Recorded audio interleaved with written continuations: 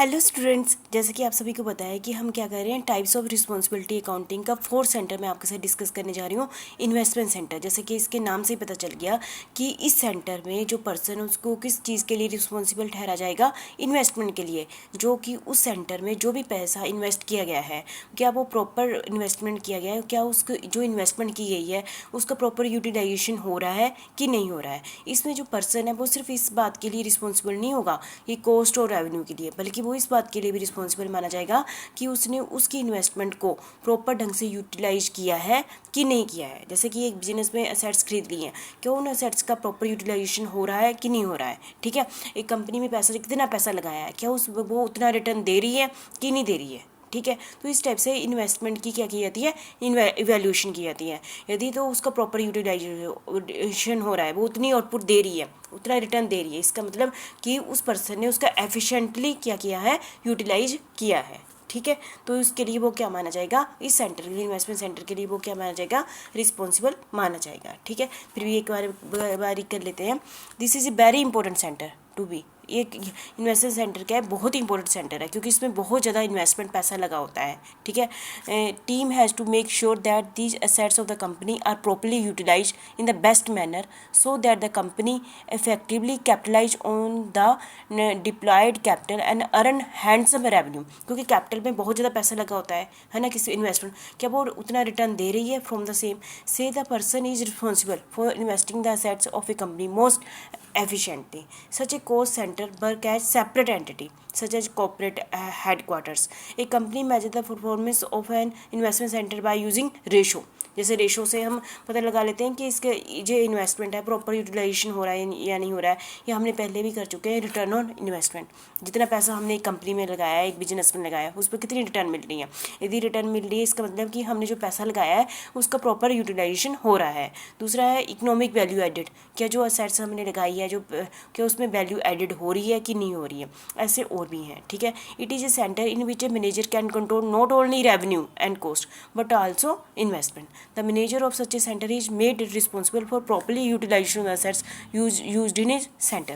He is expected to earn a requisite return on the amount employed in assets in his center. Return on investment is used as a base of judging and evaluating performance of various people.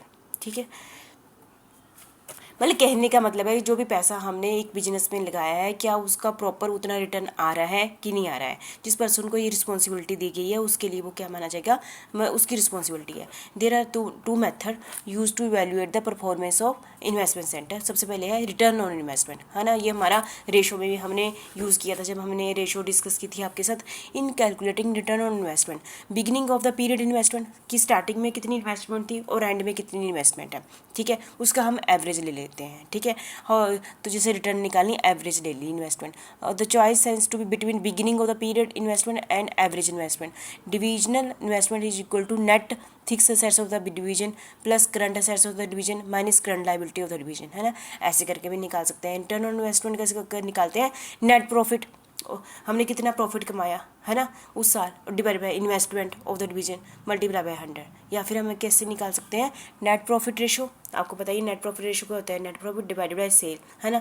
और capital turnover ratio, ये भी आपको पता है। तो इन दोनों को multiply कर दो तब भी हम क्या सकते हैं, रिटर्न ऑन इन्वेस्टमेंट। ये रिटर्न ऑन इन्वेस्टमेंट जितनी ज़्यादा होगी तो इसका मतलब क्या हुआ, उसको सेंटर के जो पर्सन है उसने बहुत ही एफिशिएंटली इन्वेस्टमेंट को यूटिलाइज किया है। यदि ये रेशो कम होगी तो इसका मतलब उसने प्रॉपर यूटिलाइज नहीं किया है। ठीक है, इकोनॉमिक वैल्यू एडिड, या हम इसको कहते हैं रेजिडुअल इनकम अप्रोच भी कह सकते हैं। ये दूसरा मेथड है जिससे भी हम इन्वेस्टमेंट सेंटर की इवैल्यूएशन कर सकते हैं। Alternative to the performance of responsibility centre can be measured by another method known as residual income method. ठीक है, under this method a charge for the use of assets cost of capital is deducted from the responsibility centre profit.